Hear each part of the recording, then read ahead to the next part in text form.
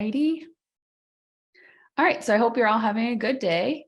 Got to enjoy some sunshine a little bit before class. So we're just going to dive right in. We're going to start by talking about the spectrum of teaching styles. Let me share my screen.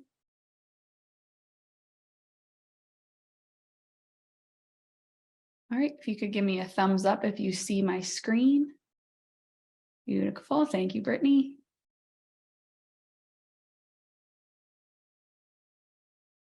All righty. So let me just give a second for those thumbs to go away. And then one more question for the thumbs. Give me a thumbs up if you've heard of the teaching styles before, or the spectrum of teaching styles. Thumbs up if you heard the spectrum of teaching styles before, if you've heard of it before. Oh, yay, I see we have a guest to class. Hi, Amanda. All right. Okay. So I just wanted to gauge like who's heard of it before we dive in. So here we go. The article that you all read from last week was from 2002, and it kind of talked you through the elementary physical education version of the teaching styles. So just a little bit of background on how the teaching styles were created first to get us started. So this guy that you see in the photo, his name is Muska Mostin. And he was born in Israel to Russian immigrant parents. And in 1942, he volunteered for basically their version of active service. And then in 1944, he left the service to do a one-year physical education program. And for anybody who's able to type in the chat, take a guess at how many hours per day that Muska Mostin had to train for physical education. So this is 1944.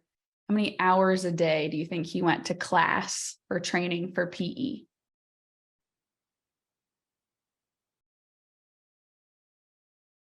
Ooh, Steve and Brittany are close.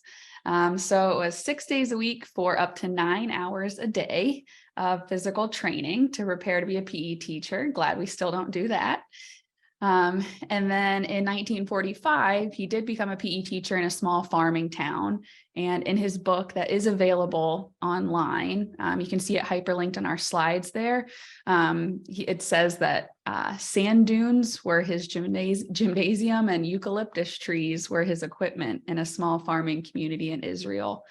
And then in 1950, he moved to New York to attend the City College of New York, and was on the track and field team as a javelin thrower. He went on to teach physics, geometry, math, Hebrew, and PE. And then he also chaired the Department of Physical Education at Rutgers University in New Jersey. And he even hosted a TV show that was on CBS for 7 years called Shape Up. So a pretty eclectic, diverse guy who was really passionate about teaching in general, and teaching PE is really where his roots started and where he spent most of his career. And in 1966, that was the first time the teaching styles were really presented to the academic world. And it was in his book called Teaching Physical Education. And now that book is available for free online. And that's the one that's hyperlinked to the slide here. So a quote from someone who did like a foreword in his book, it says, "The gap between what we say we want to do and what we are doing in practice has been and still is the main problem in physical education, as in many branches of education." So the way that he views the spectrum is it's a clear bridge between goals and actions. So our goals of what we want to teach and then the actions of how we teach it. So we can kind of think of this as like PE's most important goal is to promote lifelong physical activity and support the physical, psychological, and social development of school-aged youth. We all know that. So this goal means that if we want students to be able to live physically active lives outside of school, we need to help them develop intrinsic motivation for physical activity. To do that, they need to strengthen their self-concept, build competence in physical activities, learn to take personal responsibility for their health, and then also adopt cooperative skills to work together with others in PE. So for all of these goals to come to fruition, students need to learn to be independent and make decisions concerning their learning process, and to feel responsibility for themselves and others. So the basic tenet of the spectrum of teaching styles is this idea of shifting decision-making and responsibility little by little from the teacher to the student. So you can see here that we have the styles laid out, and they're organized using the alphabet A through K. And the first chunk, the first 5 of teaching styles, those are considered reproductive teaching styles. So remember, we just said that the vision of the spectrum is that we're slowly shifting responsibility from the student or from the teacher to the student. So when we start with command style A, it's all about the teacher leading, the students following along. So little by little along the spectrum, students are having to make more decisions for themselves and take more responsibility for their own learning. That's like the crux, the foundation of the spectrum. So the first half, reproductive, students are essentially reproducing content that the teacher has mostly created or driven for the students. And then the second half of the styles are called productive teaching styles, meaning that the students are producing more information for their own knowledge. So as we talked about, or as you read about in the article, up until letter H, A through H are the most commonly used ones in physical education. So this slide deck and the article you read really focused on A through H. So this is meant to just be kind of a refresher or a summary to the article that you read, and then a chance for anyone to ask any questions if anyone wants to talk any further about each style. But for the first one, we have a command style. It's essentially like a follow the leader. As the teacher, you're introducing a new skill. You can invite students, and I strongly encourage you all, when you're teaching new skills to your students, when you're creating lesson plans in the second half of the semester, to when you're teaching students a new skill, like the overhand throw in this picture, rather than just stating the cues and the students listening, and then they might see a demo and then they might do the activity, why not invite students to just stand up and do those movements initially with you? So even if the second part of your lesson is a reciprocal or any other style activity, that first introduction with your students going over the skill cues, that can be a command style, where you're having students follow you along and just mirror and match your movements as you say the cues. So as you think about these styles, it's not like you need to have a whole lesson of command style or a whole lesson of this style. It's trying to think about which style works best for each activity that you're planning. In the article, it says, if the intent is to meet content standards associated with the physical domain, and the activity calls for uniformity, synchronized performance, or adherence to a particular model, then the command style of teaching is desirable. And each style in the article, it talked about the emphasis on which learning domain: cognitive, psychomotor, affective. So the emphasis for command would be psychomotor, because you're having students copy movements you do, so you can really increase your engagement time with movement if that's the goal of your lesson. I'll just kind of go on to the next one. And if anyone has any questions, feel free to unmute yourself or type it in the chat. But if not, I'll just keep rocking and rolling. So now I want you to imagine that this is kind of like a mini lesson we're talking about. You started the lesson by doing your introduction and talking about how the skill that you're working on for the day is overhand throwing. You invited students to stand up with you, and you went through the command style where you had them stand sideways towards your target. Bring your throwing arm back with your elbow at shoulder height. And you went through all the cues, and the students walked through them one by one with you. You did each part, and then you put it all together and had them practice, maybe 10 repetitions. So that would be command style. Then maybe your next section of your lesson would go into something more practice style.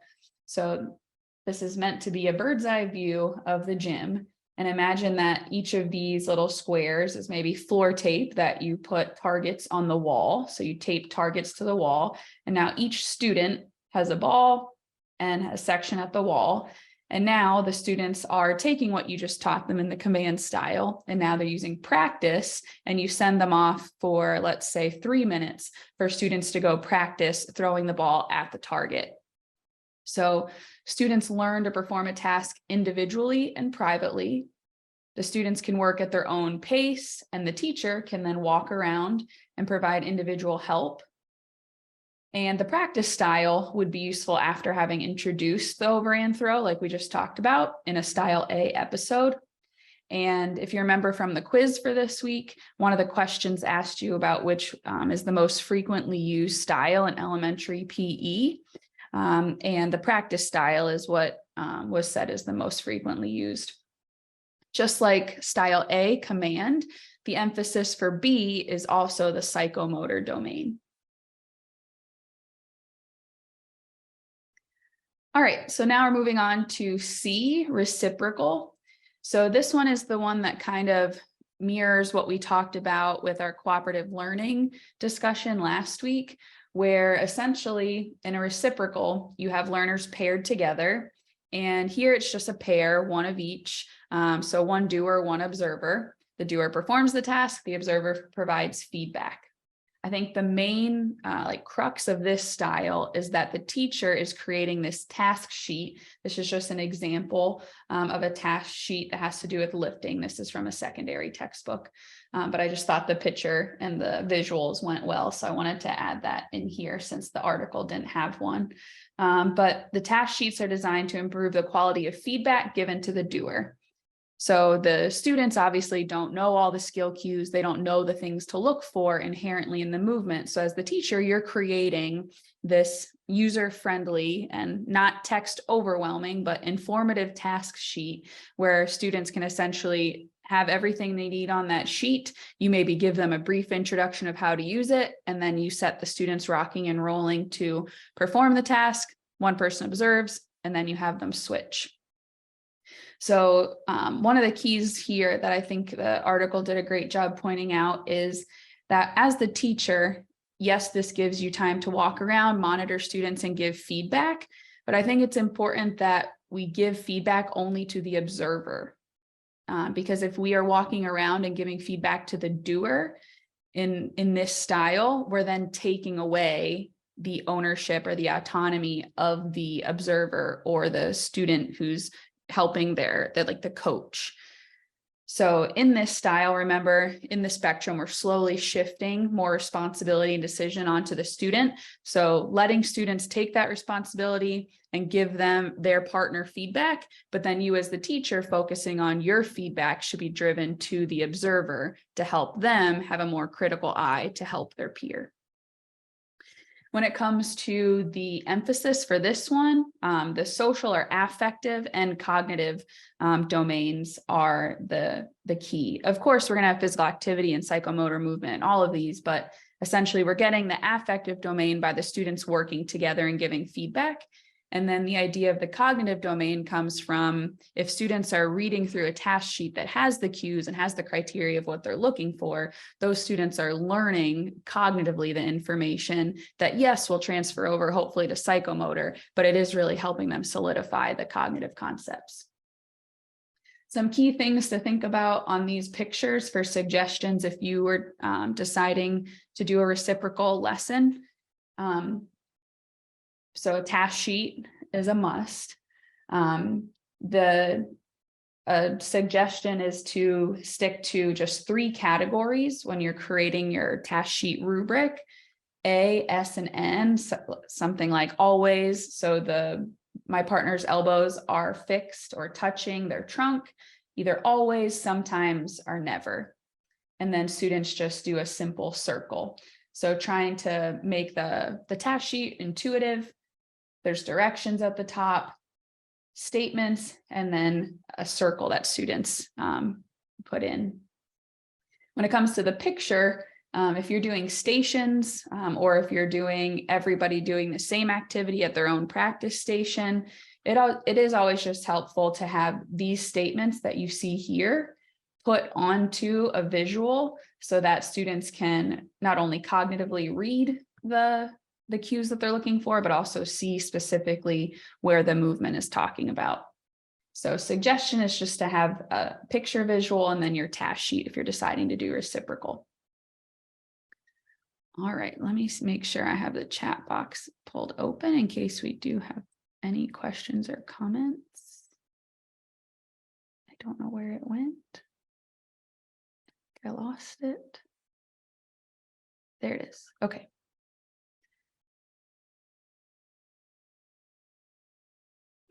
All right, self-check. So self-check is essentially like the reciprocal style, but now the student is using a task sheet for themselves. The reason that the emphasis of self-check is cognitive and psychomotor is because in reciprocal, essentially 50% of the, so in reciprocal, 50% of the time students are evaluating and not doing the activity. So they're losing 50% of their physical activity time technically. So it's more cognitive and then social affective. But in self-check, now the student is cognitively looking at their task sheet, going through the same steps, but they're just evaluating themselves. So they get 100% physical activity time, but still the cognitive cues that go along with that task sheet. So not for novice learners are those who don't demonstrate some degree of success in the task. So this would be a lesson that you wouldn't want to use, or this would be a style that you wouldn't want to use on the first day or two of a brand new unit, especially for younger elementary. And then E, inclusion. So students are provided with options for skill practice. I think a really important concept to think about is when we give students autonomy in PE, autonomy doesn't mean that we give them open-ended free choice.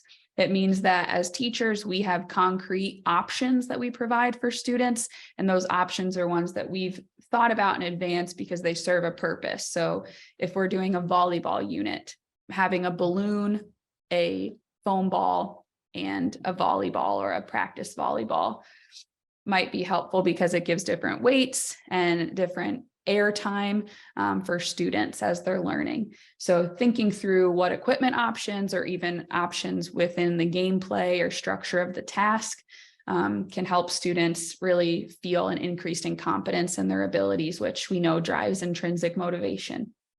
So the teacher makes those decisions about options, and then the students get to take whichever option they choose. So in this, you can see again, there's a common theme coming about that when we give students more responsibility, we tend to see this task sheet, our criteria sheet associated with it, because that helps students drive their own learning. So in this example, this is a screenshot from the article. We're just going to talk through it a little bit. So here we have the task, and then the teacher has this organized into levels 1, 2, and 3. I really like that the terminology level is used here. I think one of my little mini pet peeves is whenever I see people teaching and they refer to things as like super easy or really hard, or if you really want a challenge today, try this one. It's not bad in all cases, but especially when we're doing anything related to fitness, I'm always worried about creating this positive psychological experience for students. And I feel like when it comes to fitness or things related to like health related fitness specifically, if we call things super easy, or if you really want a challenge today, that can diminish a student's feelings of, if I have to take the easy option, I must not be good at this. This must not be for me. So a real simple way to switch our thinking is to just refer to things as levels. Just say 1, 2, and 3, and students get it. They'll understand that one's harder than the other, but I think the words we use make a difference. So I like that it's described as levels here. And then you have a task description that explains the different levels. So there's a task inclusion, and then there's also the size of the ball inclusion. So different things have options for the students. And then students have this like straightforward step-by-step of what they're supposed to go through. And then they have their performance criteria and assessment of that criteria at the end. These documents do seem a little overwhelming at first, but if this is a style of teaching you're going to use, and then you just stick to always the same layout, you just switch out the different content based on your unit, I think students can get used to this, and it can be a really helpful tool for students to basically have practice on their own, but also then evaluate themselves as well. Something that I went to the DuPage County Institute for PE on Friday at Naperville High School. Tyler, that was my first time at Naperville. The high school is awesome, so I can imagine that your elementary school is too. But one of the sessions was on assessment and talked about how essentially it's really hard to assess students in PE. I mean, we heard from Brittany last week about she has, 50 students in her gym at all times. So like she said, giving out exit slips to do a cognitive assessment, that would probably take away like 25% of her class time, just getting pencils and paper and then collecting them. And, some students going to break the pencil, and there's just always something that goes longer than you expect. And then in this session on Friday, they talked about how important assessing is, just so that we have the data to show to school districts or to show to our administration that students are learning. So another reason that I think it's really helpful to get these like teaching styles under our tool belt now is because if we come up with a format and we make some of these task sheets that we have ready now that we can roll out when we're teaching in our own classrooms, this is a great way to capture some data you can show to administrators. Do you want to grade students on their like inclusion style or self-check? No, but it still could be used as informal data to show student growth. So if you are challenged with having way too many students in your space at once and having paper pencil assessments is hard, this is an option. This, reciprocal, and self-check are great ways to still get some data that you can keep in your file in your office, so that if your administration does ask, what are your students learning? How can you prove that? You have some data under your belt. And then when it comes to the emphasis on the learning domains, inclusion is psychomotor, and then also cognitive. Also, you can think about the affective domain being kicked in here too, because whenever you do an inclusion lesson, I think it's really important. The way the teacher presents this task sheet or this inclusion criteria sheet. So rather than just handing it out and saying, go ahead, pick one, taking just a moment to, before the students dive into the criteria sheet and explaining that, hey, the cool thing about physical activity is we all know that we need to be active to help us be healthy, but there's not one right way to be active. There's so many ways we can be active. And then within each sport that we play, within each physical activity we do, there's options within each individual sport. So you can help students learn and appreciate and respect differences, so that if someone does choose maybe the easier options, that their peers aren't looking at them as, oh, you're not doing the hard one, you're not doing the right one, but instead they just recognize like, oh, that's their choice for today. And then another day, maybe they might choose that. So just taking a moment to like help students understand that there's no one right way to be active, and that it's really important that we respect other people's decisions, because our energy levels can be at different places on different days, just depending on how much sleep we got, what we ate, just our mood for the day. So that's a way that the affective domain can really help people understand and appreciate differences. Alrighty, the next one is guided discovery. So this is the first style that kicks us into that productive, reproductive styles were the first set. And now the second set are the productive, where students are doing more production of knowledge. And these next couple really have to do with this idea of questioning. So in the quiz, it asked a question related to, how many questions you ask the student and how many answers the student gives you, essentially. So we're going to break that part down here. So in guided discovery, the learner seeks to answer a sequence of questions that lead to the discovery of a concept. So the emphasis here is cognitive. You could do a guided discovery task within a lesson that was, maybe you have all your students sitting in that U shape around you or in their squad lines, and you're introducing, we're just going to use this example from the article. You're introducing that the purpose is to discover the use of a long and high pass, one or two handed. So maybe you're talking about passing in basketball, and you're asking students, how could you get the ball to your partner standing 10 feet away from you? So then students are like slowly getting to this answer of the different ways that they could pass the ball. It's not just a one question and done.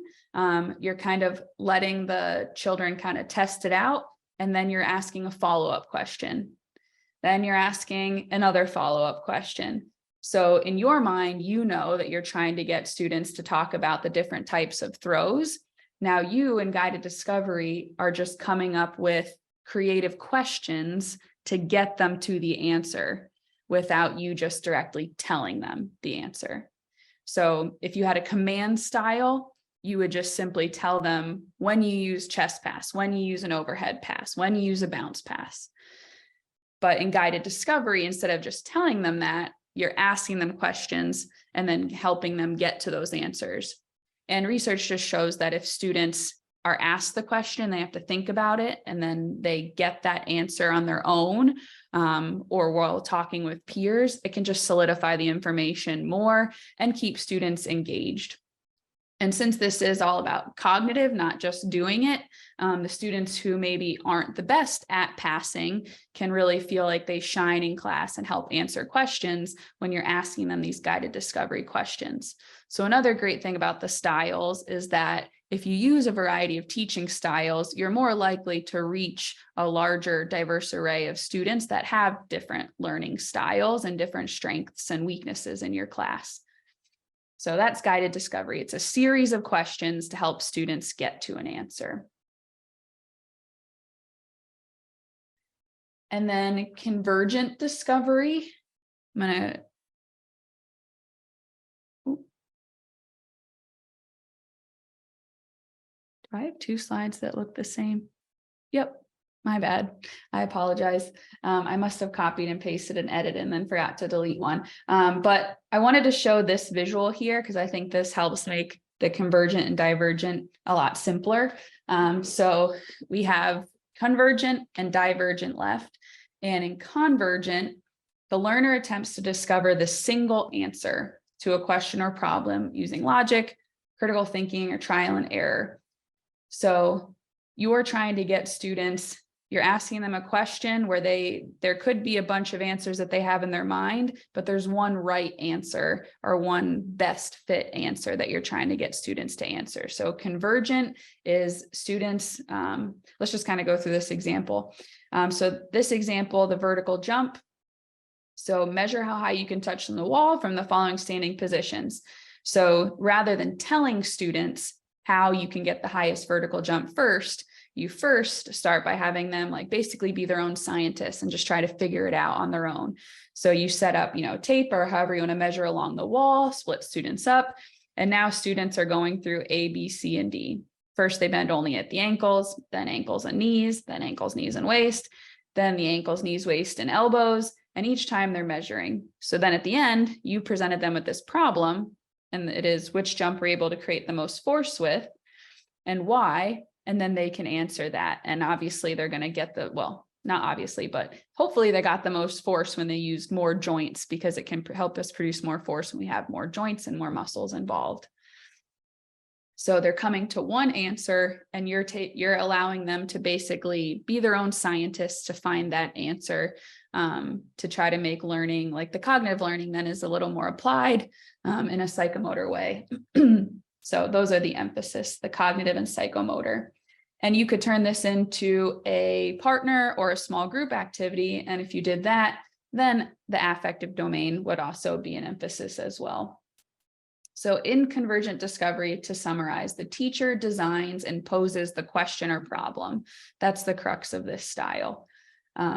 However, the main difference between guided discovery and convergent discovery is that in guided discovery, there could be multiple answers. And then also the teacher does not provide like those little follow-up questions like there would in guided discovery to kind of walk you to the answer. Convergent discovery is you want students to explore trial and error and to use some logic before you do your wrap-up discussion, where then you do give them the answer. All right. And then divergent production. You might also see it said divergent discovery, depending on which resource you're looking at. But where convergent, we want them to come to one answer. Divergent's the opposite. We give them a problem and they can come up with as many solutions as possible. So the purpose here is for the learner to discover alternative solutions to the question or problem. And like we mentioned from the beginning, this idea of the spectrum of students slowly taking responsibility and then making more decisions for themselves, you can really see how divergent production is they're making as many decisions as they can using creativity and logic to try to get to the answers. So an example of this could be you caught a pass from a teammate. What options do you have with the ball? So we know that if you were, well, just to maybe get some engagement, let's just have you all type into the chat box. So you caught a pass from a teammate. What options do you have with the ball? Go ahead, type your answer into the chat. We'll talk about basketball specifically here. You caught a pass from a teammate. What options do you have with the ball? Shooter's gonna shoot. Dribble, pass, shoot the J. Shoot, pass, dribble, pass, shoot, drive. Turn it over. Let's hope not. Pass another teammate. Beautiful. Shoot, dribble, pass. Shoot, dribble, pass. Awesome. No fake outs. All right. So you're trying to get students to be creative. And this could be done in the form of a discussion like we just did, or you can have students break out into like 2v2 or 3v3 and actually do like maybe a practice play scenario like we talked about a few weeks ago, where students actually play a small-sided game and the whole time they're playing, they're trying to come up with as many possible solutions of what they can do with the ball when they catch it. So that would be divergent production. All right, so a couple more things to type into the chat box here. Just a little informal check for understanding. Last class, what style did we use for our warm-up? Type it into the chat box, please.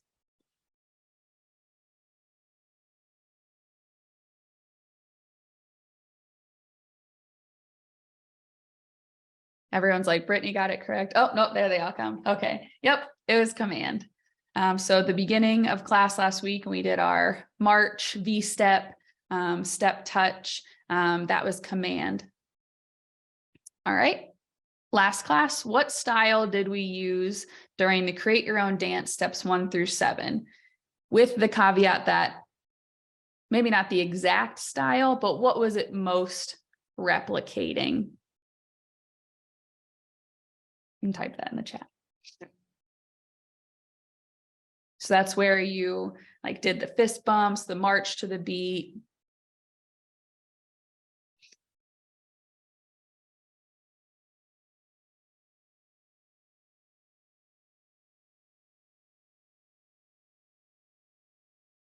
Any guesses?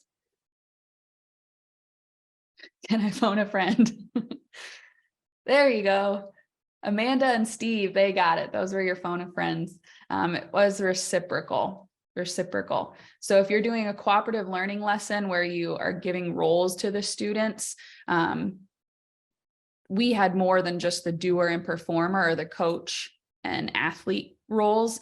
But if you're having someone be like the evaluator, like the beat master would have been the evaluator in our class last week. The coach was also kind of an evaluator.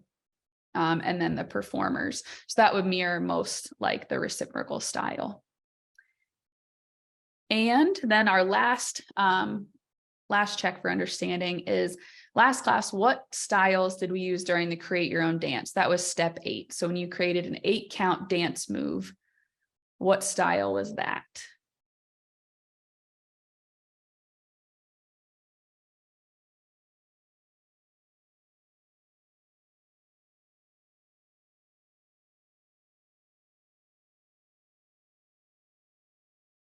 Josie, good guess.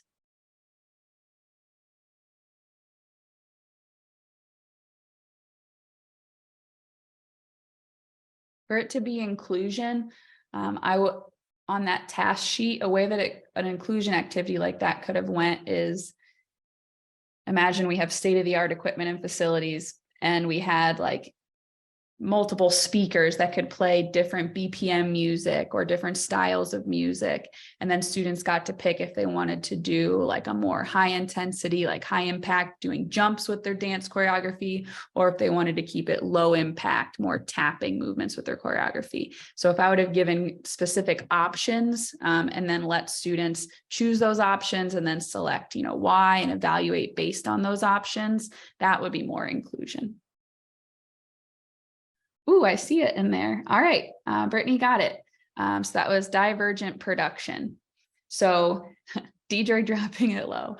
But so the reason that step 8 was divergent production is because there are unlimited numbers of ways that we can create an 8-count dance.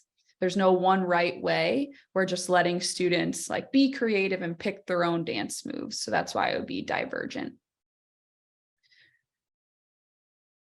All right.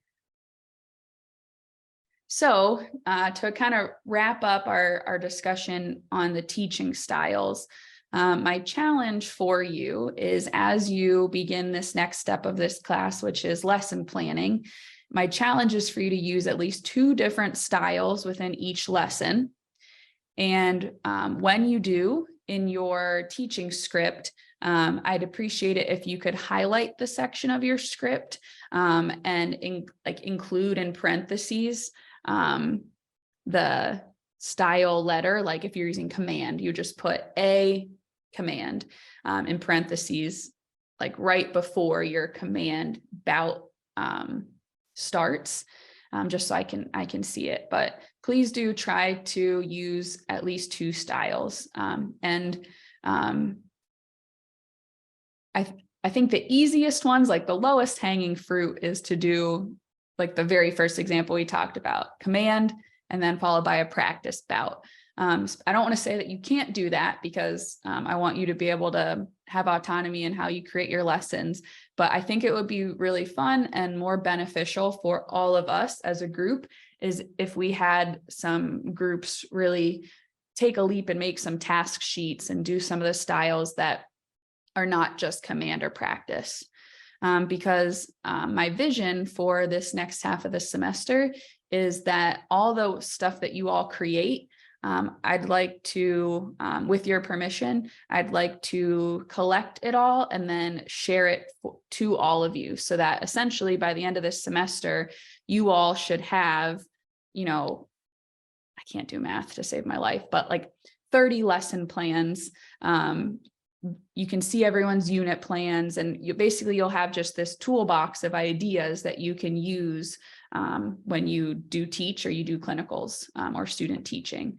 So I think it would be really cool to see how other people create task sheets, because that kind of stuff, especially if you have OCD with formatting like I do, takes a while, but once you have it made, then you can just plug and play and use it forever and always as a template. So if we can see some of those and get to experience some in class, I think that would be really helpful for everyone moving forward. But I don't want to force anyone to do a certain style, so I'll just leave it as a blanket statement.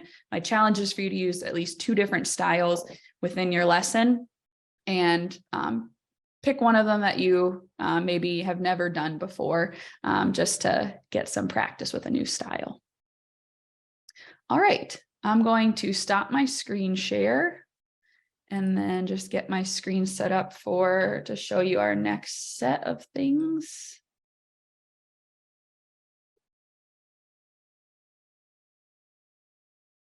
Okay, here comes my next screen share. Give me a thumbs up when you can see that, please.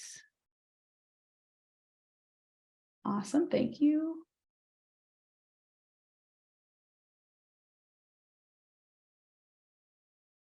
Sorry, just getting all the boxes organized. Okay, so on Blackboard, under week 8, this is the slide deck that we just went through. Now we're going to go through the rest of these. So stop me if you have any questions, but this is the main reason that I wanted to have class on Zoom tonight, so that we could record this and talk through it as a group, if that would be helpful for you. So here we go. All right. So, oops, sorry. I wanted to give a big picture view of where we're at first. All right. So next week is spring break. Woohoo. Anyone going anywhere for spring break? Our teachers are still teaching, right? Your spring break's the week after that. Yeah, 2 weeks after that. Okay. Anyone going anywhere? If you are going anywhere and you want to share, type it in the chat box. Ooh, New York. One of my students in 335 is going to Brazil. That's our farthest traveler for spring break. My bed. Hey, I'm visiting there too. Not yours, my own. Myrtle Beach. There's another student in one of my classes going to Myrtle Beach. Taft. Ooh, fun, fun.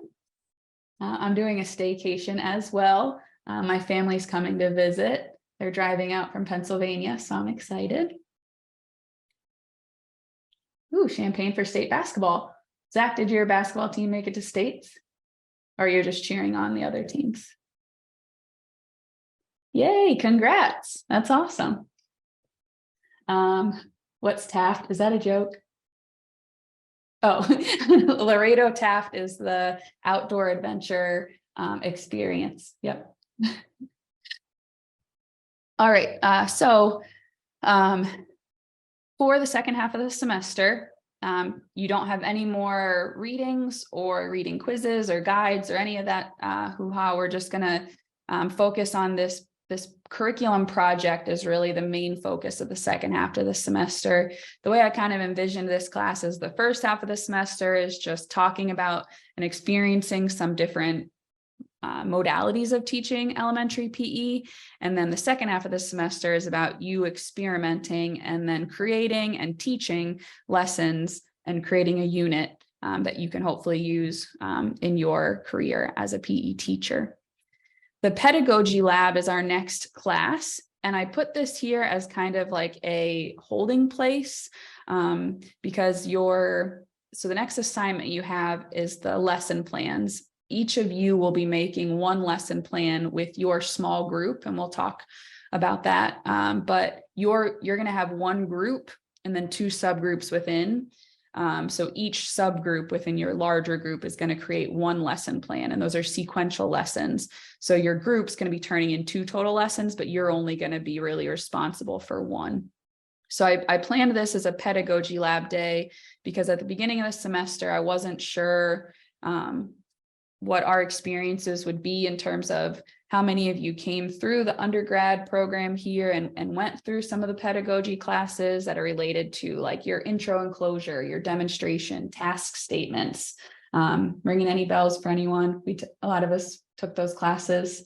So I didn't want to recreate that and make you do that all over again. I wanted to really use today's class to get your feedback on what would be most helpful for you the week after spring break, so that you feel ready to then turn in your lesson plan the following week. So it's really going to be whatever at the end of class today. I'll end class with this question, but I just want your feedback on what can I do during our next class that we meet together to help you feel prepared to create your lesson, teach your lesson, create your unit plan, any of that jazz. So just think about that a little bit as we're going through the project. So whenever I say curriculum project, the curriculum project is encompassing 3 things. It's encompassing your lesson plan, the teaching of that lesson plan, and then your curriculum presentation. So there's 3 things that the curriculum project entails. Okay, so now we'll kick back to here. So the scenario is you teach elementary PE in DeKalb, grades K through 5. You see your students, each grade, every day for 30 minutes. You have 28 students in each class, and your gymnasium has the following equipment. Shay, you might be thinking, wow, this sounds a lot like Malta. I built this picturing Malta's gym. So this is a lot of, they have more equipment than this there, but essentially I just wanted to give you some baseline equipment that's actually in a elementary school in DeKalb. And then you can see down here, it says, congrats, you recently applied for and received a $1,500 grant for new PE equipment. So for this project, if you want to use any equipment outside of what's listed above, you'll need to find it on one of the two websites below.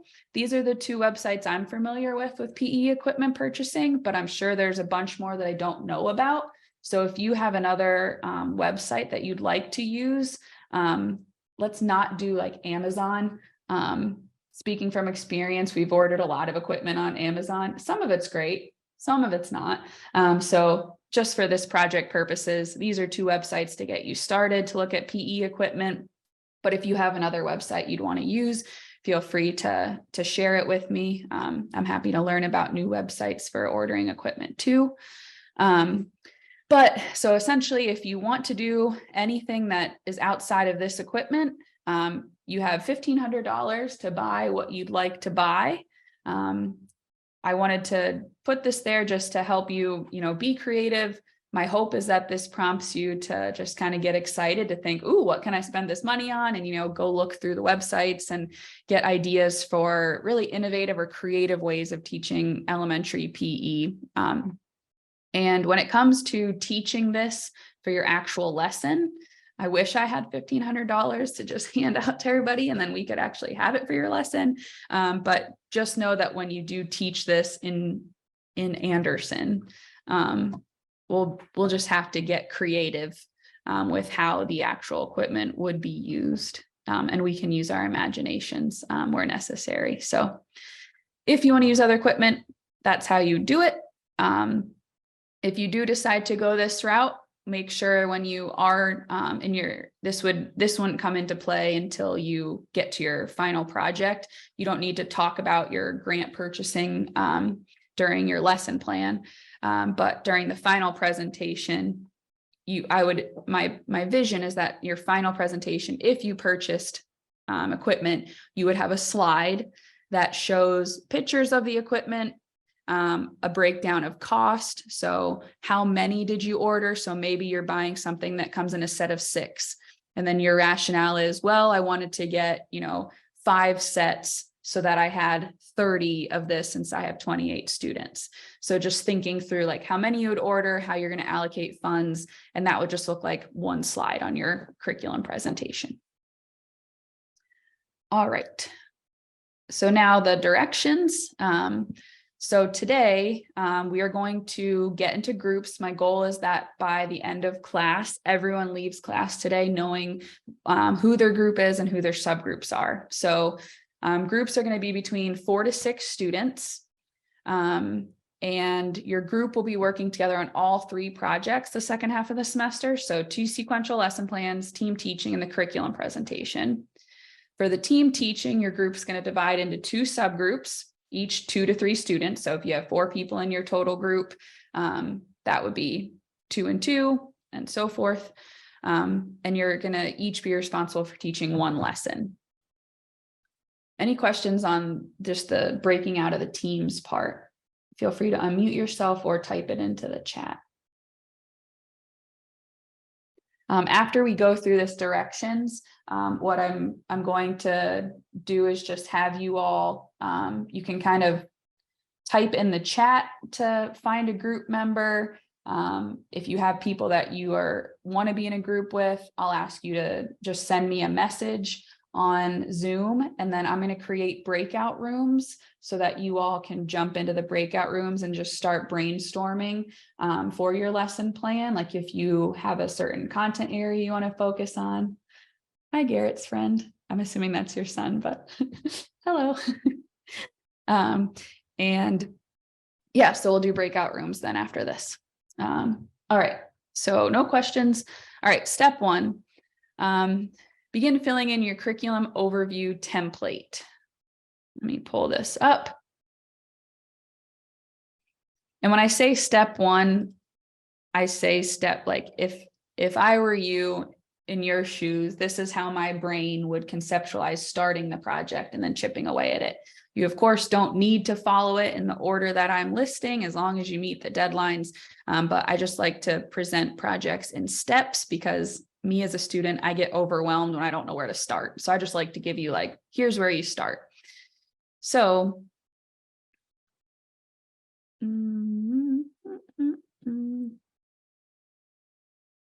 all right, so begin filling in your curriculum overview template.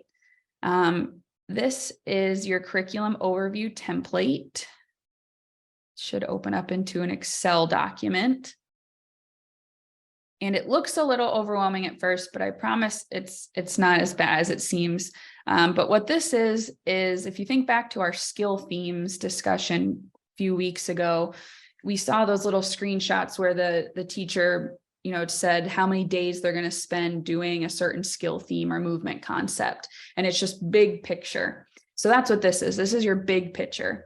Like if you are teaching K-5, and I slimmed down the school year to just 30 weeks, just keeping it more of like a college calendar with 15 weeks in the fall, 15 weeks in the spring. What units would you teach and where? So for example, if you're doing let's say you're going to do a 3 unit, you would just merge these cells together.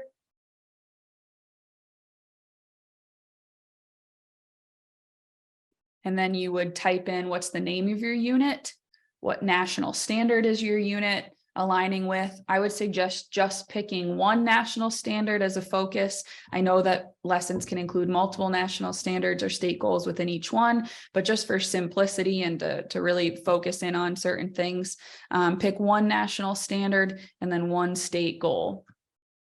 If you do a spiral curriculum, like Shay talked to us about, you might decide that, you know, kindergarten through 5th grade, weeks 1 through 3 are all doing the same unit. You're just progressing we're going to open up the national standards and state goal document in a bit, but you would then obviously just pick different goals and standards based on which grade level you're teaching to. So I'm envisioning that you merge and center cells to show me how long a unit is. If a unit would only be a week, then of course you wouldn't merge and center. If you're doing like a sport ed, like for example, maybe you want to have K-4 do more of the spiral curriculum that focuses on the same content and then moves on together. But maybe your grade 5, like Tyler talked to us about, is doing sport ed, and that is going to be maybe a longer unit. So then maybe you'd merge together for 5 weeks. So there's no right or wrong way to tackle this document. When it comes to grading overall for all these projects, I'm really not concerned about the grading piece. I know that's easy for me to say. And as a student, I always was a super nerd about my GPA. So I get it if you're like, well, I really want to get a good grade on this. As long as you try and have rationale behind why you made decisions you did, you're going to get an A on this project or all of these projects. These are not meant to trip you up. This is truly meant to be like a practical, you know, I hope that what you develop in this second half of the semester and what your peers develop can be tools that you use for the future. So don't think about right or wrong. Think about, this is your time to just be creative and think like, all right, if I'm an elementary teacher, what do I do with the 6 years I have these students? How do I structure my curriculum? When it comes to working with your group, I would suggest working with group members who at least have similar interests in terms of content as you. Like, for example, if you are really passionate about yoga and dance and you hate the idea of sports, you probably don't want to, you know, work in a group with people who are the opposite of that. You can, but when it comes to this document, your whole group, your group of 4 to 6 people is doing this together. So not everyone does it on their own. It's a whole group. This is a group project piece. All right, cool. I see some people sending me direct messages about their groups. So feel free to keep those rolling in if you do have a group. But any questions related to the curriculum overview template?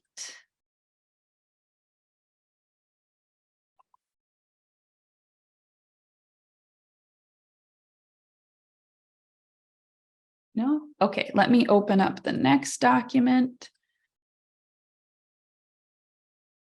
Oh, for the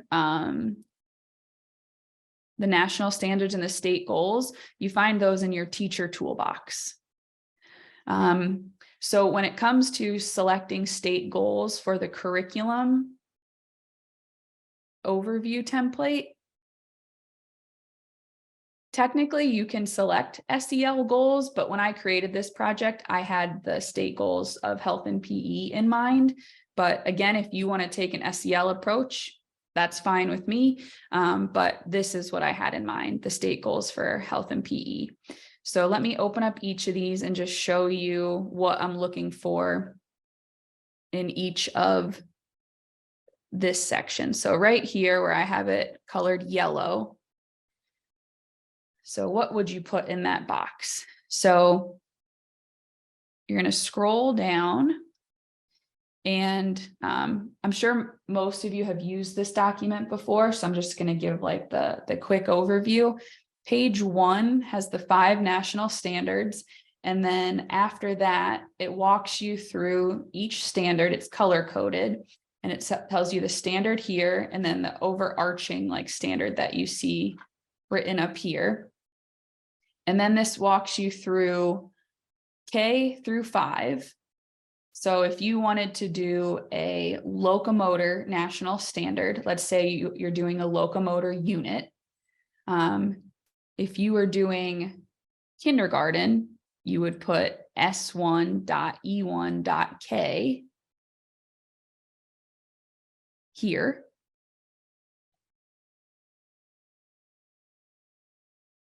Okay, so that's what I'm looking for in this box. You don't need to type out the whole standard. It would be a very overwhelming document if we had a lot of text. So I'm just looking for something like this. And then if you were to take this, and let's say, okay, first grade. So now first grade, go up to grade 1, if you're sticking within that same national standard, and then you would put that here. Oops, okay, just kidding, doesn't want to let me paste. Cool. All right, so if you haven't read through this document before, what I would suggest as part of your step 1 for this project is to go through and just read the headings. So standard 1, and then see, okay, locomotor, locomotor, locomotor, and you can see underneath here, it gives some more specifics like, okay, now we're on non-locomotor, and we're focusing on balance.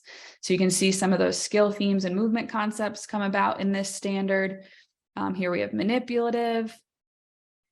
And as you go through this, I would just read and use this as like a starting point of, okay, if I were you, I would look at this curriculum overview template as like a puzzle. How do I get all of these, like each row somewhere in my curriculum?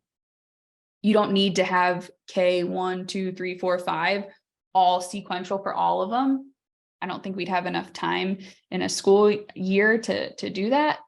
But just think, how do I get, you know, a diverse array of these national standards met? So read through the rows and see which ones stick out to you first, get those planned in first, and then kind of fill in the way. So treat it like a puzzle that you're filling in one at a time.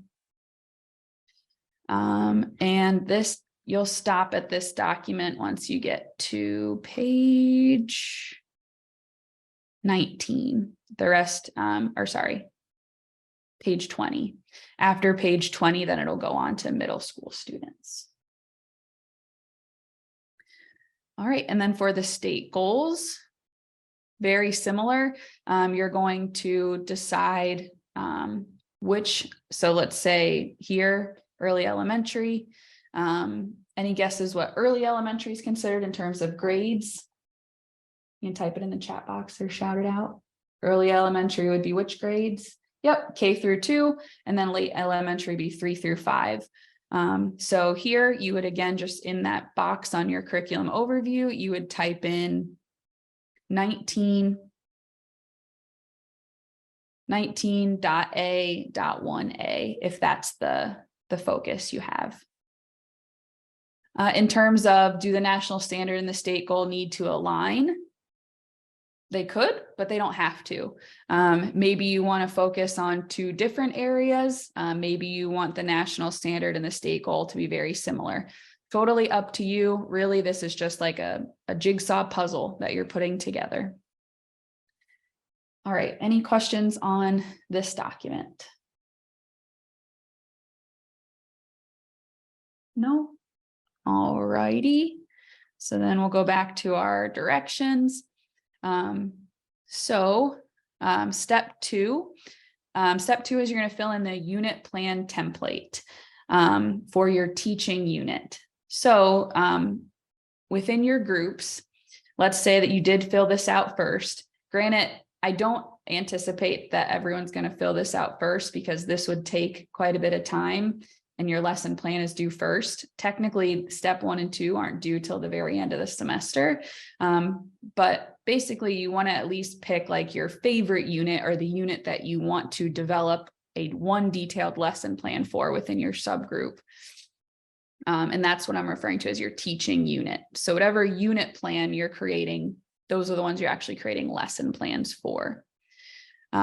Decide whether you want to use a specific instructional or curricular model for this unit. The reason that we went through different instructional and curricular models in the first half was just to, give us some food for thought. So I'm hoping that when you all create lessons, maybe we'll see at least a few of them tested out in those lessons. Not a requirement at all, but it's there for you if you want to use any of those models that we talked about. So let's open up the unit plan template.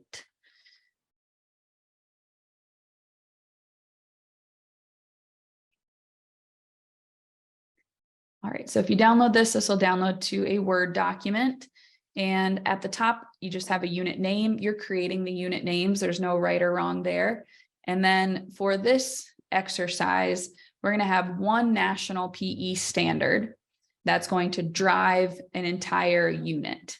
And for this, you're going to pick which grade level you want the unit to be. So you're essentially picking just one unit. Let's say you wanted to stick with this unit and that's your teaching unit. So whatever national standard you already have planned for that unit, that would be the national standard that you then put at the top of this document. This document is just a template, meaning that you're going to need to edit it to fit your own unit. So the way that it's written currently if this has 6 lessons within a unit. So don't just pick 6 lessons because that's what the document had. If you want to do a 3-lesson unit, that's fine. Just delete the other rows. If you want to do an 8 or 10 or 20 lesson unit, add in more columns, copy and paste and do a whole nother block. Or you can just recreate your own table. As long as I get the information that's on here, you can create it on your own template, however you want. You're not held to the templates that I've created as long as you get across the content that I have on the templates.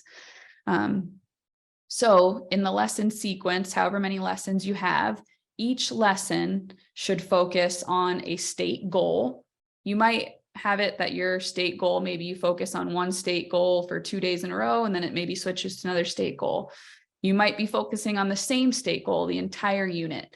Again, as long as you can justify your decision of why you're doing that, there's no right or wrong answer. And then within each lesson for your unit plan, you're going to come up with 3 objectives, 1 cognitive, 1 psychomotor, and 1 affective.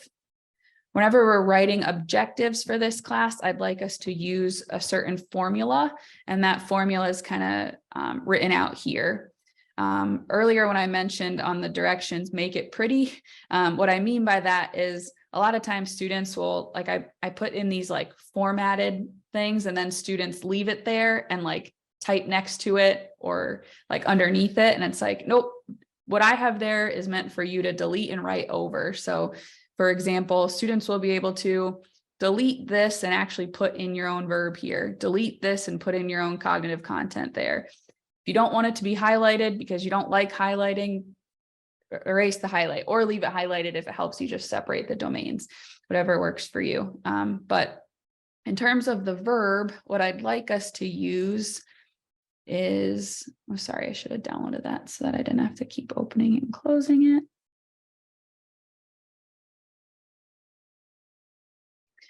So if you go back up to the teacher toolbox, there's a document called Verbs, Objective Writing in the 3 Domains.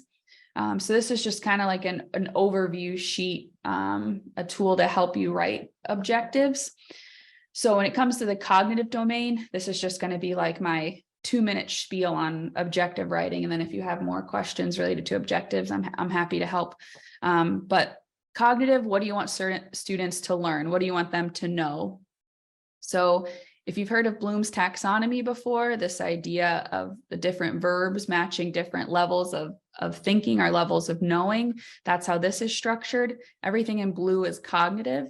So this would be the remember domain, understand domain. So when it comes to the verb, you're not writing remember, understand, but you're using one of these bullets. It doesn't matter which verb you decide to use, as long as, again, you have your rationale for why you're choosing that verb.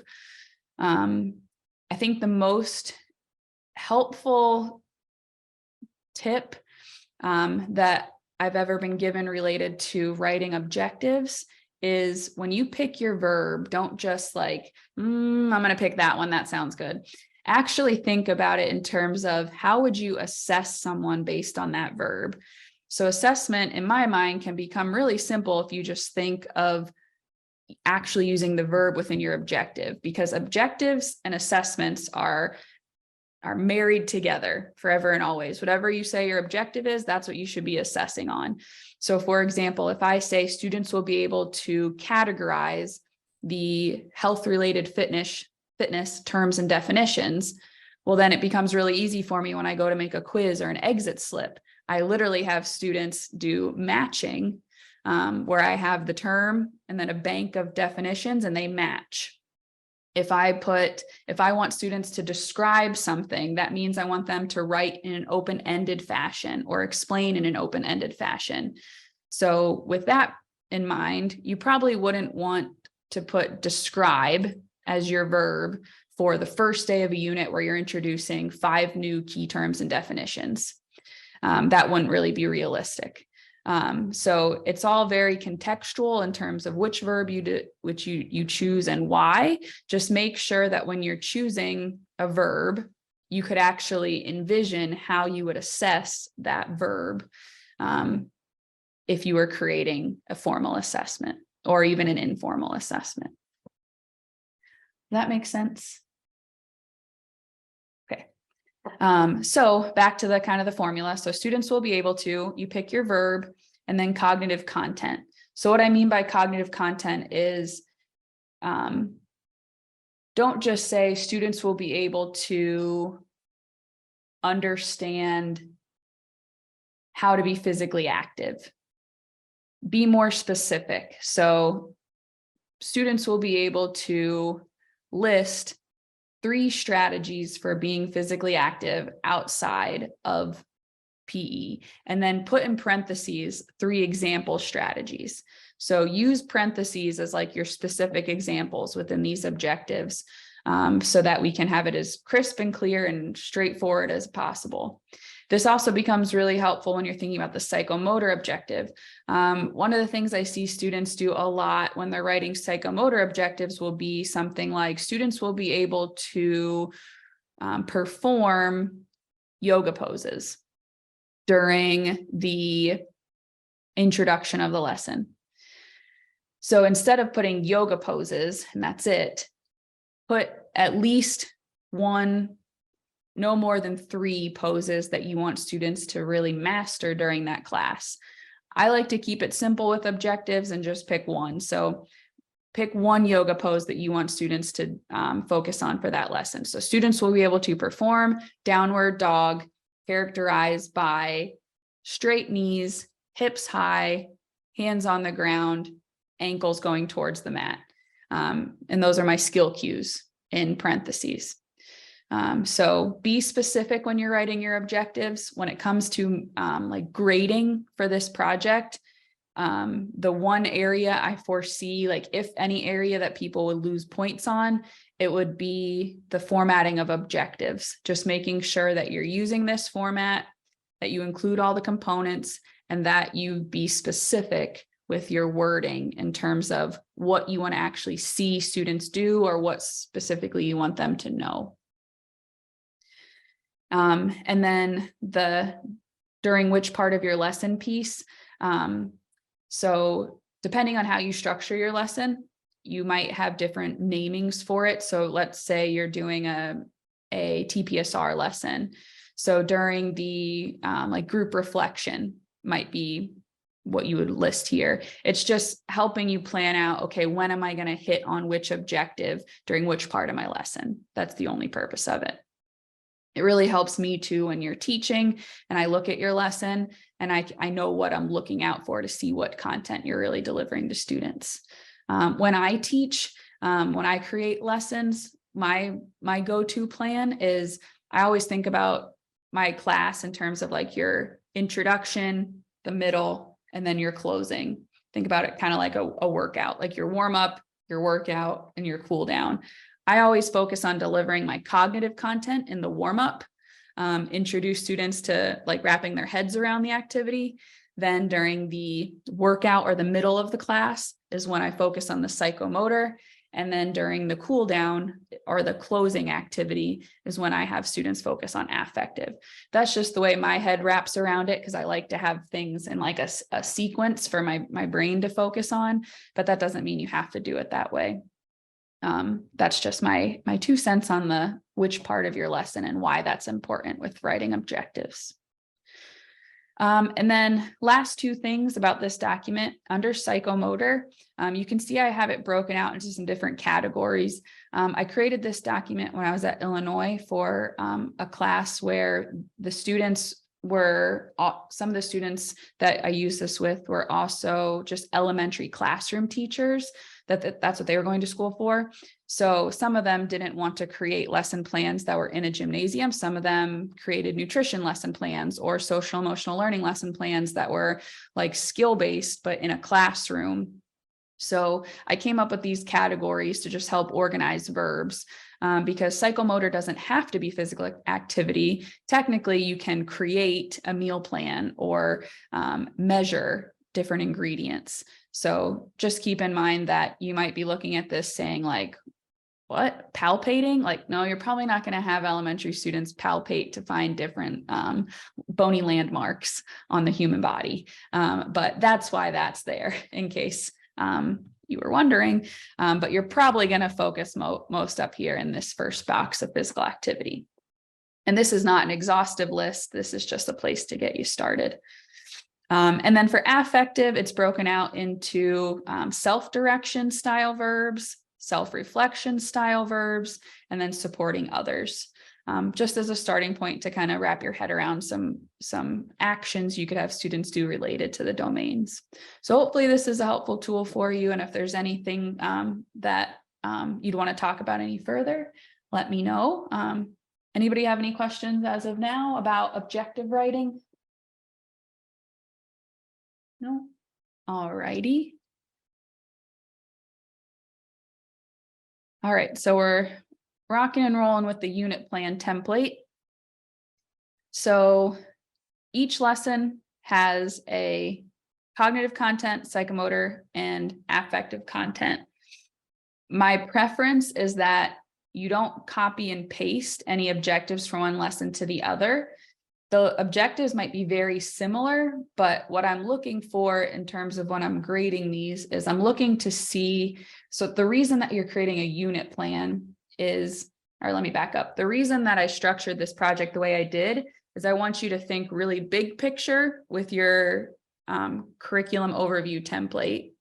And then I want you to think like hone in a little bit further unit plan. And the purpose of this is to really focus on how you progress a lesson. And again, there's not a right or wrong way to progress or progress a unit, but I do want you to put some thought in with your group of how you're going to make each lesson kind of build off of the other. So your objectives might seem very similar, but try not to make them verbatim. How are you going to build each day? So maybe each day you introduce them to a new term and definition. Like we talked about with the FIT principle, maybe each day is a different part of the FIT principle. If you decide to make a unit where maybe 2 days is of the F of FIT principle, then that's fine to copy and paste your verbs, because you can talk me through that, right? You can say, well, we want to focus 2 days on the FIT, the F frequency. So students really like solidify that definition and concept. Then, okay, that makes sense to me. Maybe your verb is different from one day to the other, because maybe at first you want them to be able to just identify the correct definition. Maybe the next day you want them to describe it. But again, make sure that you have rationale behind the why of what you're doing. At the end of your curriculum presentations, at the end of the semester, I'd like us as a class, and then I would like us to ask questions at the end of each presentation. And each presentation, I'm assuming most of the questions are going to be something like, why did you decide to do this? So just make sure that you have rationale behind your decisions. So that's the unit plan overview. And then the rest of the unit plan is this lesson description. Again, you're going to have to edit this based on how many lessons you have, but this template is set up for 6 lessons. So each lesson, you're going to do a name of the lesson, a lesson overview, and then this is your description. I won't read this verbatim, but I tried to put detail in here about what I'm expecting to see here. So you're giving an overview of your lesson, the purpose of it, how it addresses your standard in kid-friendly language. We're not reading the standards to students, but explaining it to them in terms of why is this important for them. And then cognitive, psychomotor, and affective essential questions. So what are those? So if your cognitive objective is students will be able to match the health-related fitness terms with their definitions,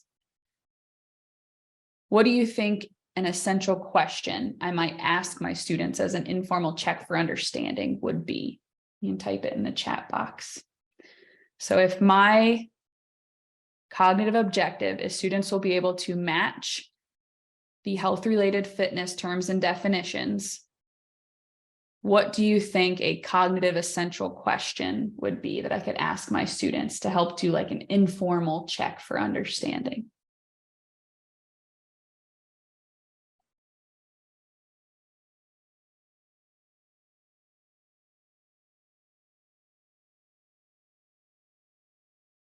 Any guesses?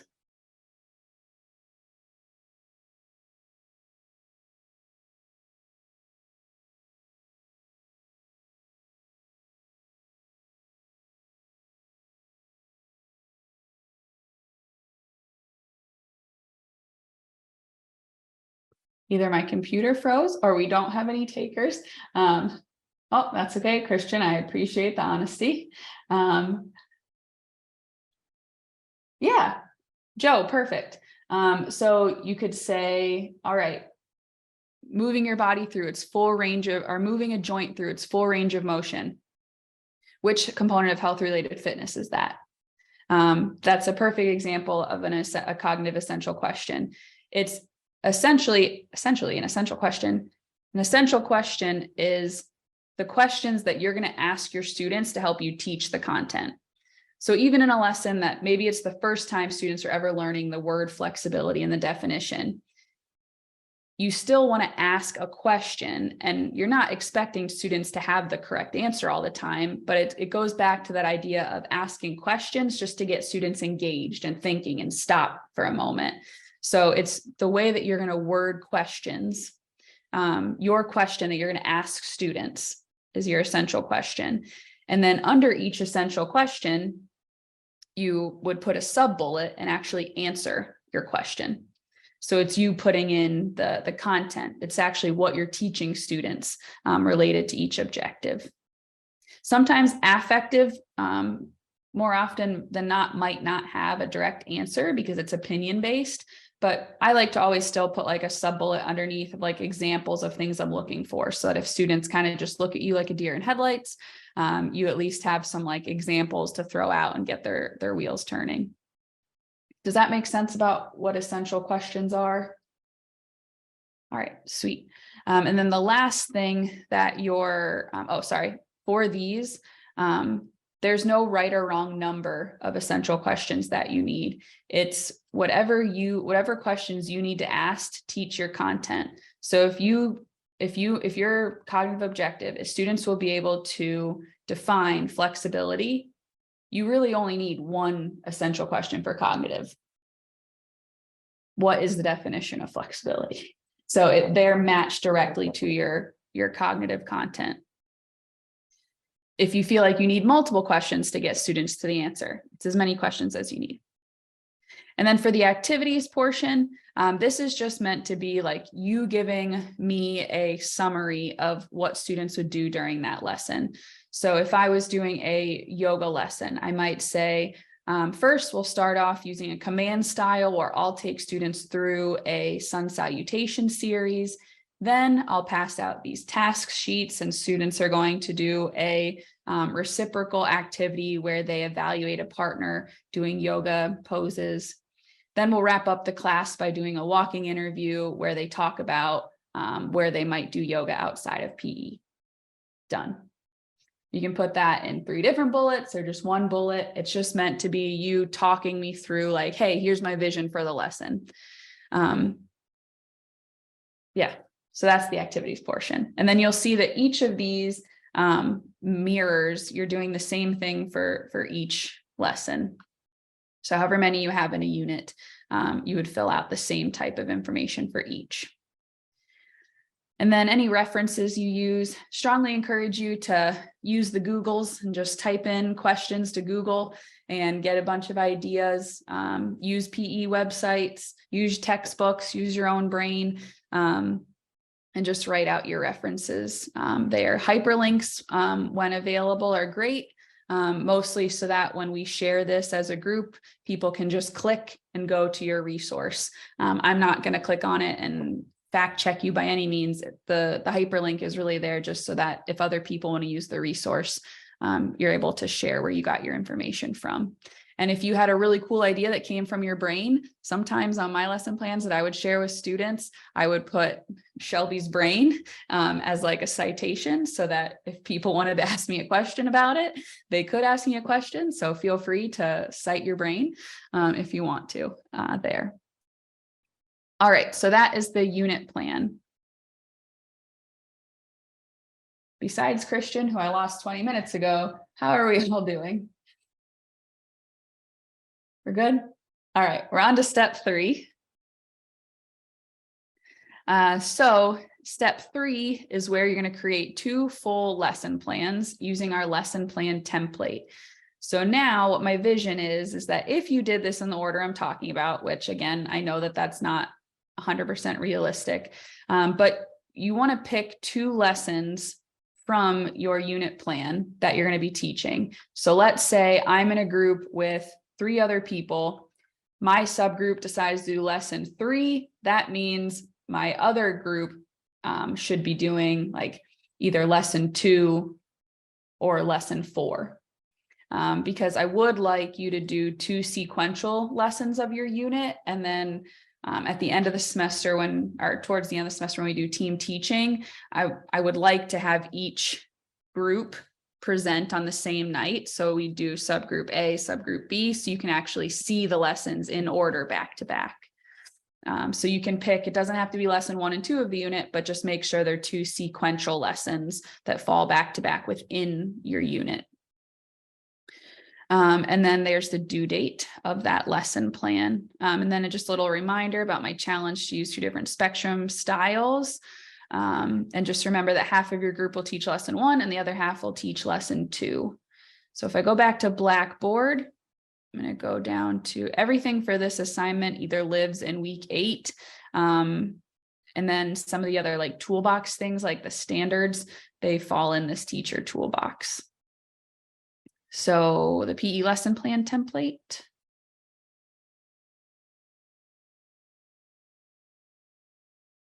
Give me a thumbs up if you've used the NIU PE lesson plan template before. Thumbs up if you've used the NIU PE lesson plan template before. Alrighty, so for those of you who have used the PE lesson plan template before, this should look a little similar, but it is different. So at the top, that's why I just put ICE in 2023, just to remind you that if you're, I don't know if any of you would have a class after this class where you'd be creating more lesson plans, but I just wanted to throw it out there that this template is not one that, unless another professor would say you could use it.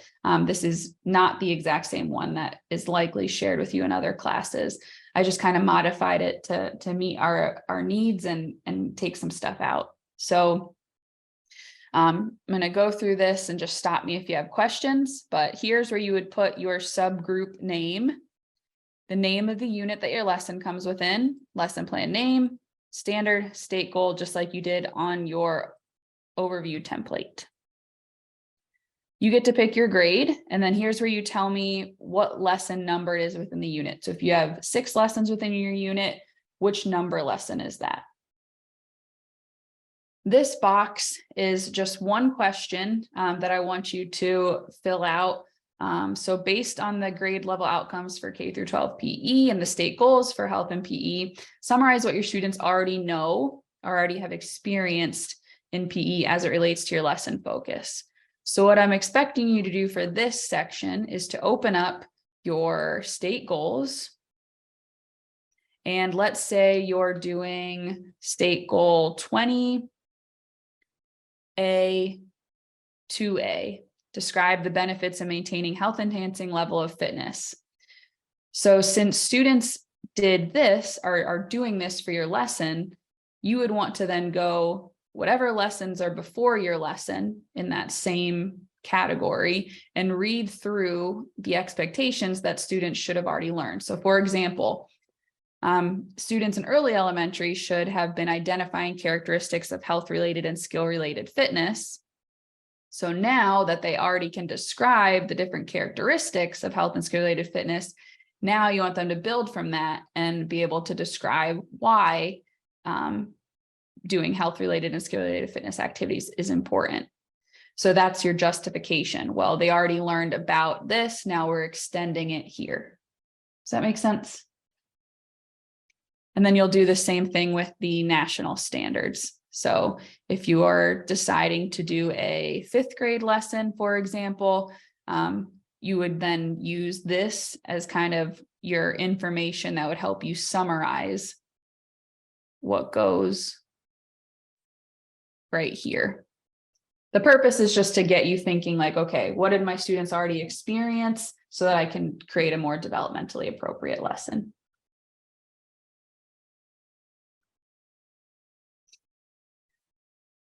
Okay, and then when it comes to your objectives, you should just be copying and pasting or typing over whatever you have from your unit plan. This should match what you have on your unit. So whatever you put in here, so let's say you're doing lesson 3, you're putting the same objectives over here. Here you're listing the equipment that you are using.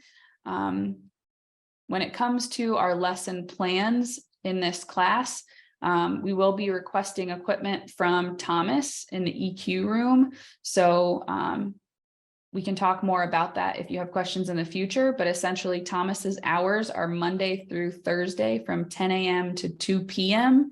So if any of you aren't going to be here during that time frame and you are requesting equipment, I can pick it up for you we'll touch base. Remind me to touch base on giving you all the email address that you request equipment from. But what I would suggest doing is next time you're on campus, once you have an idea of what your lesson plan might look like, just stop by Thomas's equipment room one day. And I would just ask him like, hey, can I come in and just look through the equipment? Maybe you can do that even this week to give yourself an idea of what equipment we do have available. And if there's any equipment that you don't see in there, but you're wanting to use, feel free to email me. I know we have some like secret storage places that other equipment is kept that we might be able to pull from also. So just reach out and let me know how I can help you get equipment ready. And then any references that you use to develop the lesson plan, same as the last document. I'm not as concerned as using APA. I'm not going to grade based on that. I'm more concerned with if you used a web address or a specific textbook, do list the resource as detailed as possible so that others could use it. And then there's only one page that is your lesson script. Or sorry, I didn't format it in a pretty enough way that it all fit on one page. But for the lesson script, this is something that can be modified completely. You can delete rows, you can add rows, whatever works for you.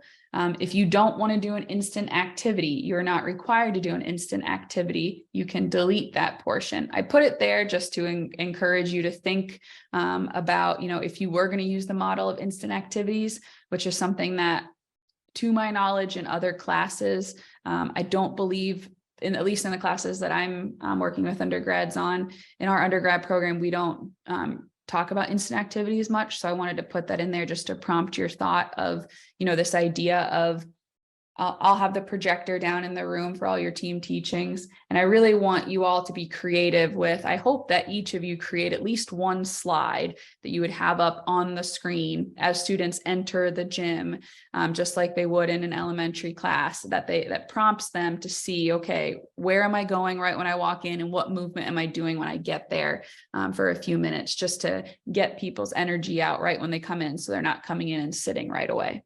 But again, you don't have to do the instant activity. That's just an option there for you. Whenever you see these rows that say diagram, that means that I'd like you to actually insert some shapes. Maybe you're going to insert like a bird's eye view of the gym, and then you insert different shapes and organize it however you'd like. But this is meant to show me where your equipment is, where your students will be, where you will be when you give your spiel about that portion. If you don't like using the shape function, you can also just draw by hand and take a picture of it and then insert your picture. You can print it out and draw by hand, however you want to get me a visual, but it just needs to be a bird's eye view of the equipment setup, student organization, teacher placement. And then the introduction. So all lessons will have an introduction. And within each of these descriptions, this is what I'm looking for within your script. So you will actually type out a verbatim script of what you're going to say to your students, just to put some forethought into how you're going to deliver your messages. So in terms of how you structure this portion of the lesson script, like I mentioned, if you don't like the layout I have, let's say maybe some of you are like, I'd actually rather use PowerPoint slides, or I found my own template for lesson plans online that I want to use. Cool. Lesson plans are not the most fun thing to write, especially when we don't like the format. I hate making things on things I don't like the format of, but I'm also just weird. So I just want to encourage you all to, make a lesson plan template that works for you, something that would actually be practical. So feel free to delete, add, but just know that whatever is in parentheses, that's what I'm looking for. So please do still have the guts of what's in here. But if you want to change the format, you're welcome to. So you don't need to have 3 activities like I have listed, activity 1, 2, and a closing activity. You can structure that really however you want. The sky is the limit. And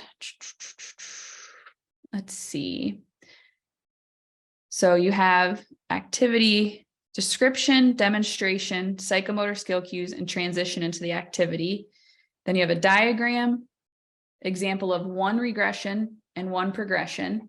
Normally you have to put 5 of these on your NIU lesson plan. So I just slimmed this down. Just explain to me one way that you can make this activity easier, one way that you can make it harder, but using that level language and not easier or harder language. And then your debrief and transition. So these categories are then just mirrored into the activity 2. And then the guts of it is here with the closing activity. Any questions about the lesson plan template?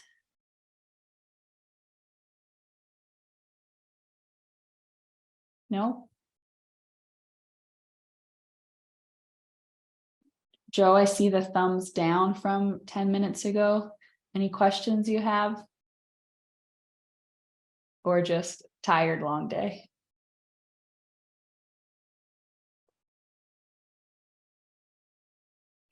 That's okay. Okay, I'll move on. All right. So now we're back here at our directions. So then step 4. So for your unit as a group, you're going to create one psychomotor and one cognitive assessment. So this is within your group of 4 to 6 students, you have one psychomotor, one cognitive. You do not have to roll out the assessment with your team teaching. I'm not expecting, that's not the expectation. The expectation is that it's part of your presentation. But if you wanted to do the assessment in class to get practice, you're welcome to. But as a summary, when you think about this project, the only thing that you are turning in the near future is your lesson plan. I think if you just start to think about the curriculum overview template and the unit plan template, so you at least can have an idea of, you know, what type of unit you're creating and where that fits in the big picture, that just will help you out for the end of the semester. But if I've overwhelmed you and you're like, there are too many steps going on, focus on step 3. Step 3 is where you need to focus your attention first. And then at the end of the semester, when you do your curriculum presentation, step 5 is like my summary for you of that. So I'm just going to read this for us. So imagine that your principal has asked each subject area to give a preview of their curriculum at your district's next professional development day. The goal is for each subject to showcase what students are learning. Create a 10 to 15 minute presentation in which you and your group pretend you are all colleagues working in the same PE department, and you are sharing the what, why, and how behind your curriculum. Behind your curriculum overview, your unit plan and assessments, and any other key information you think a principal would want to know. So how are you meeting the Illinois state goals, objectives? What are your class routines? What equipment did you purchase from your grant? And I'm just asking you to be creative, use visuals, and focus on telling the story of what elementary PE means to you. So what I don't want is you to spend 15 minutes reading through kindergarten. We'll do this for this week. Then we'll do this. Then we'll do this. Then we'll do this. That would be a very laborious 10 to 15 minutes. But instead, I want you to focus on like telling a story. Maybe you pick like the unit that you're focusing on teaching on, and then you dive into specifics of how you're meeting the state goal, what equipment you're using. There's visuals in there, and you're just helping an administrator see like, what do students do in PE, essentially. It's almost like an advocacy project where you're trying to advocate for physical education by showcasing the student learning that's occurring within your gymnasium or teaching space. And then at the bottom here, I have a breakdown of points in terms of each piece that you'll be turning in, and then the due dates next to it. So your lesson plan, you're turning in March 28th. I picked March 28th so that I had a couple weeks to go through your lesson plans and grade them and give you feedback before team teaching. You don't need to turn anything in for team teaching. You'll just show up on the day that you sign up for and teach. I'll have a sign up sheet for us after spring break. And then your curriculum presentations, any visuals that you create, I'll ask you to submit to Blackboard by Tuesday, May 2nd. And that's right before the first day of presentations. All right. And that ends my very long spiel. And hopefully you either got a good nap from my long spiel or you feel a little excited about creating some lesson plans in this project. But what I'd like to do next is start those breakout rooms. So if you haven't done so yet, go ahead and send me a message with who you would like to work with. And I'm going to start making those breakout rooms. So I'm going to pause our recording.